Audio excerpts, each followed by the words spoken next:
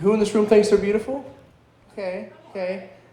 Y'all guys are hard as hell on yourself. Jesus Christ, I got 4 hands in a room of 20. Damn. So this next joke.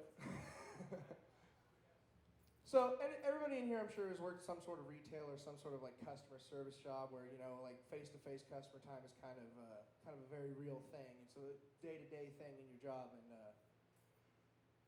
when I was a cashier at Winco, you always get the chicks that come through that are like straight dime pieces, and you've got to like lock eyes. And if you look down for even a half second, you tell yourself that they're going to be super offended. This is not one of those times. So I went through my normal day-to-day locking eyes with every hot woman with a double D that came through. And one woman comes through and she's kind of putting them on the belt like she's going to purchase them. And I'm like, well, we're not a place that does that. You can't buy in bulk here. So I'm locking eyes as hard as I can. I swear I haven't looked down at all. And she gets this kind of like upset look on her face, like she's like she just tasted something real fucking sour. And I was kind of like, I just kind of put it off for the end, and then I gave her a change, and I had to ask. I was like, why were you so sour? And she goes, I spent all this money on these, and nobody looks at them. And I was like, to be honest, ma'am, it was the hardest part of my job today to not look at those. Your doctor does real good work. You should keep it up with him. I need some work done, you know. Can I get a referral? And she's like, girls like it when you look at them. It makes them feel like they're pretty. And I was like, you're right. The next girl that comes through, I'm staring at her.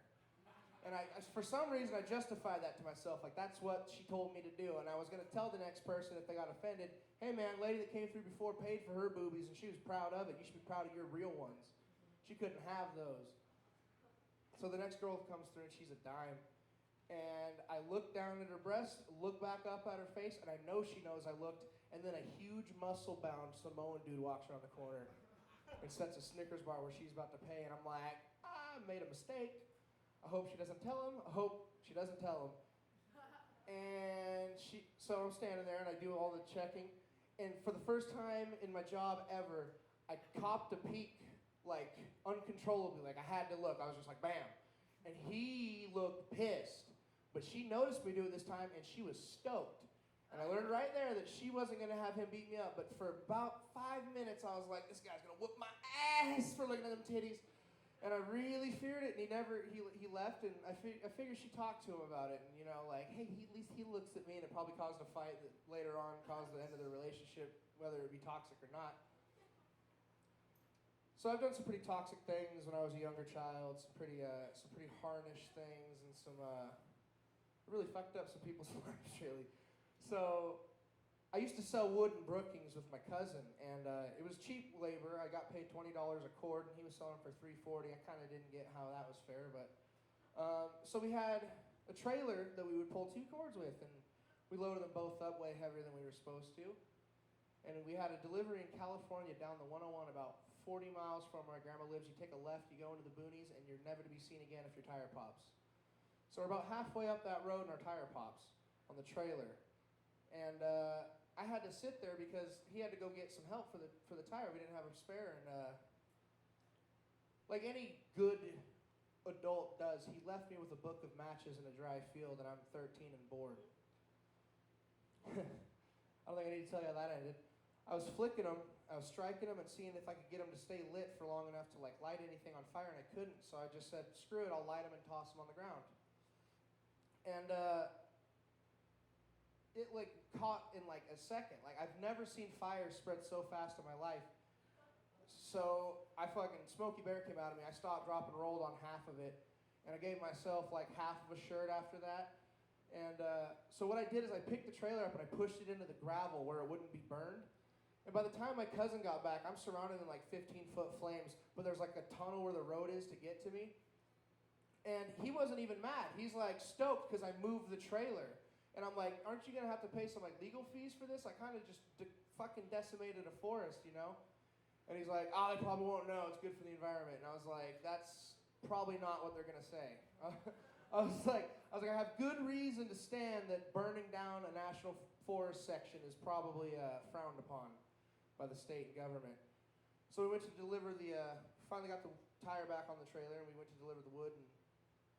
And the funny thing was, We got paid to stack the wood for the people, and that was included in the price, and he refused to let us stack it. And my cousin asked him, why do you refuse to let us stack it? And he said it's because he's an independent old man, he can do it himself. And I'll be damned if the third piece of wood he picked up out of our trailer, he threw his back out. We had to take him to the hospital. Our truck tire popped about the same spot I burned down most of the forest there. And he goes, what's going on here? And what happened here? I didn't know this was burnt down. And we were like, well, we rolled through and it was like this when we rolled through. And he's like, well, at least it's good for the environment. And I was like, how the fuck does two people on the planet and a fucking hole think that burning a forest is good? And I was like, maybe like a good burn where there's ponderosa pines, but these aren't even pine trees. Like, these fuckers burn and they're gone. Like, I'm like, the only thing this is good for is widening your road to get more wood up here. So, I was at a golf course recently, golfing, and as you do at a golf course, I had a fishing pole in my bag, but that wasn't involved in golfing whatsoever. So, I'm pretty bad at golf, but I'll hit like 5 shots and I'll be like, fuck it, I'm selling my clubs, I can't fucking stand this game, fucking hate it, and I'll hit a fucking killer shot and I'll be like, I fucking love golf, I'm fucking stoked, put my bag on my shoulder and get on going, you know? And the next shot makes me hate it again, but I just fucking I yo-yo my fucking emotions all day when I play golf, and it's really not good for my health. I probably shouldn't do it. But I hit one of the best shots of my life down the hole 3 fairway, and there's a pond on the right, and there's geese that are breeding right now. And I thought I was going to have to go ramble on some geese, man. They thought my ball was one of their eggs. It had rolled like right next to one of their nests, and they like were fully convinced that I was trying to steal an egg. And geese are mean. Like, I have never been hit by a goose in my life, and one hit me with its wing, and I was like, it's like wood. It's like every goose is fucking mounted and like stuffed, so when you kill one, you can just throw it on your mantle, dude. It like hit me with such force, it like knocked me to the ground, and I actually started thinking in my head, I'm gonna be the first man over 300 pounds to die from one goose. I was like, I fucking started blacking out. It was beating me on the head. I was like, oh my God, I'm gonna die. And finally, it just stopped and like waddled away, and I just dropped my golf ball where I was, and I was like, okay, I hunt bears. I will never fucking hunt geese. Fuck geese. Those motherfuckers are like hood rats. Like, you walk up on your golf ball, you're like going to take this stroke, and they come waddling out like, what's up, bro? What's up? We shit oval eggs. That's a round one. What you doing, bro? That one's rare. I swear one was saying funk game on me when it was fucking kicking my head in. It's like, punk game, motherfucker, bam! Fucking... Dude, it was bad.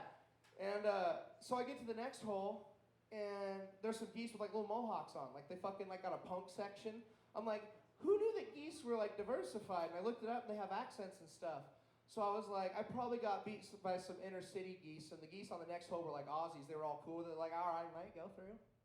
No, go ahead and hit that one. Hit this one too if you don't like that one. That one's fucking one of my eggs, but pretty sure it's retarded. I don't fucking, you know. The geese on the next hole, however, were like road warriors, dude. As soon as I stepped on the green, like a V of them started flying over real low, trying to take me out.